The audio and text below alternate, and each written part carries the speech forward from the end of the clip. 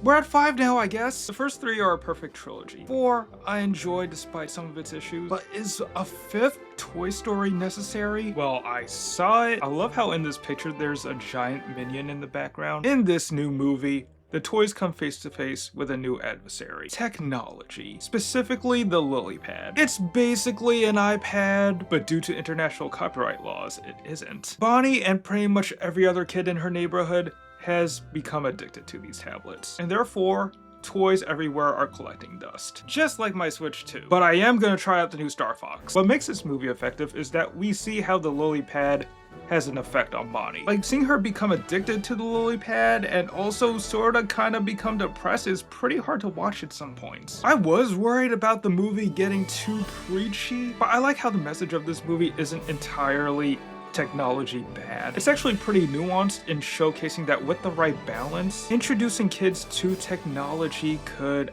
actually be a great thing. This is basically multiple movies rolled into one. This is Jessie's movie, and her arc alone is S-tier Pixar. She goes through a ton of character development in here, and I loved seeing her whole story beginning in Toy Story 2 go full circle. From the beginning, she rightfully has the take of all technology being evil. Like, she might as well be calling every piece of tech a clanker in the first half of this movie. But when she meets a group of tech toys led by Smarty Pants, voiced by Conan O'Brien, that's when that early 2000s Pixar heart and soul amplifies. On a side note, Conan O'Brien is the standout in this movie when it comes to the comedy. His delivery of some of the most mundane lines had my theater roaring. Unfortunately, we have 2 other storylines to get this movie to an hour and 40 minutes. We got Buzz's whole story arc, and we have a C-plot involving an army of more Buzz Lightyears shipwrecked on an island. Whenever it cuts to one of these 2 storylines, the momentum slows down, especially with the group of Buzz Lightyears. At some points, it had the energy of the Minions. Kinda cute and funny, but ultimately it felt like a time filler. And when it comes to Woody and the real Buzz, they're barely given anything to do. In fact, Woody could have been cut out of this movie entirely, and the plot would not have made that much of a difference. So 2/3 of this is a great Pixar movie, but it's bogged down by a lackluster B and C plot. In my opinion, it's quite possibly the weakest of the Toy Story movies, but Jessie's whole arc is so great that even the weakest Toy Story is still worth checking out.